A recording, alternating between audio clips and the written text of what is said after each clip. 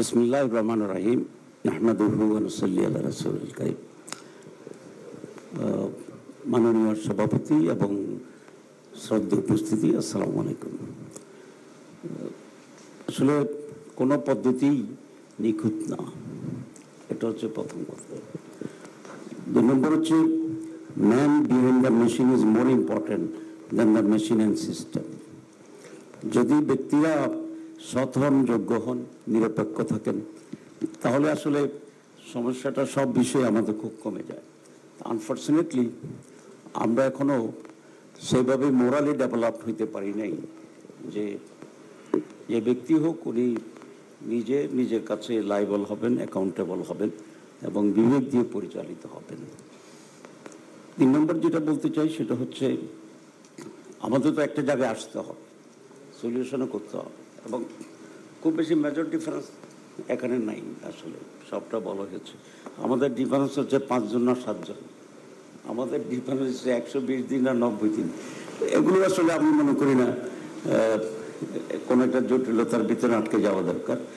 আমরা অনুরোধ যতটুকু করতে পারি যে কমিশন যতটুকু নিয়ে আসছে, আমাদের এখানে মেয়াদিত্ব দিনে যে কথাগুলো আসছে এগুলো নিয়ে এখানে চূড়ান্ত আলোচনার জন্য না দিয়ে কমিশন আর একটু যেটাকে ফিজিবল মনে করেন, প্র্যাকটিক্যাল মনে করবেন, সেটাকে এখানে আপনারা ইনক্লুড করেন এবং তাতে করে আমরা একমাত্র কোনো আমাদের অসুবিধা হবে না। আরেকটি কথা যেটা বলতে চাই যে 5 নম্বর যেটা আছে সেটা বোধহয় প্রয়োজন না হতে পারে, যেটা আমাদের এনসিপির পক্ষ থেকে কথা বলা হয়েছে। এটা আমি বিবেচনার জন্য বলছি, কিন্তু আমরা এখানে খুব জটিলতা তৈরি করার মতো কোনো আর্গুমেন্টে যেতে চাই না, এটা যেতে হবে আমাদের। উপদেষ্টাদের ভিতরে আপনি যেটা পরে আসছেন এটা সলভ হয়ে গেছে প্রায়। সেটা হচ্ছে শুধু নিয়ম তো এতদিন পর্যন্ত আমরা যেটা প্র্যাকটিস করছি যে প্রাইম মিনিস্টার তার মন্ত্রী পরিষদ গঠন করে, উনি কার সাথে আলাপ করেন বা করবেন এখানে আমাদের কোনো কিছু বলার ছিল না। কিন্তু যদি একটা জায়গা এরকম থাকে যে পরামর্শ করার জন্যে আমরা দৃষ্টি আকর্ষণ করার মতো যদি কিছু হয় বা যেটা আপনি বলেছেন যে একটি অথরিটি হয়, সেটা রাখার জন্য আমি অনুরোধ করব। যদি ওরকম হাত পা বাঁধার যে কথা আপনি বলেছিলেন আগে, সেরকম রশি ছাড়া যদি বাঁধা যায় এরকম, তো সেটা আপনারা একটু বিবেচনা করে আপনারা দেখতে পারেন সেটা করার জন্য। আর আমরা মনে করি যে আমাদের প্রথম প্রস্তাবটা ছিল কিন্তু প্রধানমন্ত্রী, বিরোধী দলীয় নেতা এবং চিফ জাস্টিস, তো সেটাকে তো বেশি আলোচনা আসেনি। কিন্তু আমাদের সেকেন্ড যেটা আমরা দিয়েছি অল্টারনেটিভ, এটা দেখলাম যে আলোচনার বেসিসের ভিতরে আছে, আপনাদের অ্যাকোমোডেট করা হয়েছে।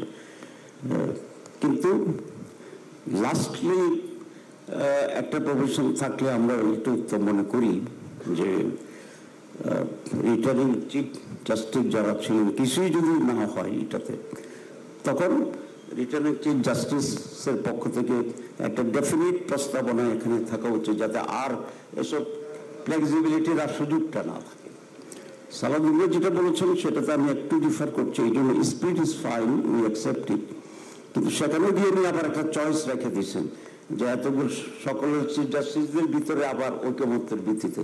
তো ঐকমত্যটা বহু স্টেজে না হওয়ার কারণে এই পর্যন্ত যেতে হয়েছে। সুতরাং এটাকে আমি ডেফিনেট করে ফেলার পক্ষে আর কি, তাহলে আর যেটা থাকে না সেটা হচ্ছে লাস্ট রিটার্নিং চিফ জাস্টিস যিনি, উনি ডেফিনেটলি এখানে ডিফাইন করে দিলে তাহলে আমরা সব ব্যর্থতার পরে এক জায়গায় দাঁড়াতে পারবো। সেখানে আর ফ্লেক্সিবিলিটি বা সেখানে ঐক্যমত্য সুযোগটা রাখার এই প্রফেশনটা না থাকাই ভালো, এখানে আমরা ডেফিনেট হয়ে যেতে পারি। তাহলে অনেক দূর গিয়ে আমরা লিমিট করে দিলাম, কাট অফ করে দিলাম, যেটা নিয়ে আর বিতর্ক হবে না। কারণ আপনি 120 দিন দিবেন বা 90 দিন দিবেন, এতগুলো অপশন নিয়ে আলোচনা, পরে লাস্টে যদি আবার অপশনের দিকে যেতে চাই তাহলে এটা কিছুটা আনসার্টেনিটির দিকে যাবে বলে আমি মনে করি। তো আমরা মনে করি যে এসব টুকটাক অ্যাকোমোডেশনের পরে আপনারা ফাইনাল করে এটা আলোচনার জন্য আর প্লেস করা উচিত হবে না, আমাদেরকে জানানোর জন্য এটা এখানে প্লেস হতে পারে বলে আমার ধারণা। ধন্যবাদ। তাহের ভাই বক্তব্য তাহের ভাইয়ের পরে আর কারো বক্তব্য নাই, শুধু আপনাকে একটু ইনোভেশন দেখাতে হবে যে রশি ছাড়া কিভাবে বাধা যায় না, বাধাবাধের কাজটা তাহের ভাই আমাকে দিচ্ছে কি আপনি কিছু বলতে চান সংক্ষেপে? সৈয়দ হাসিবুদ্দিন হোসেনকে একটু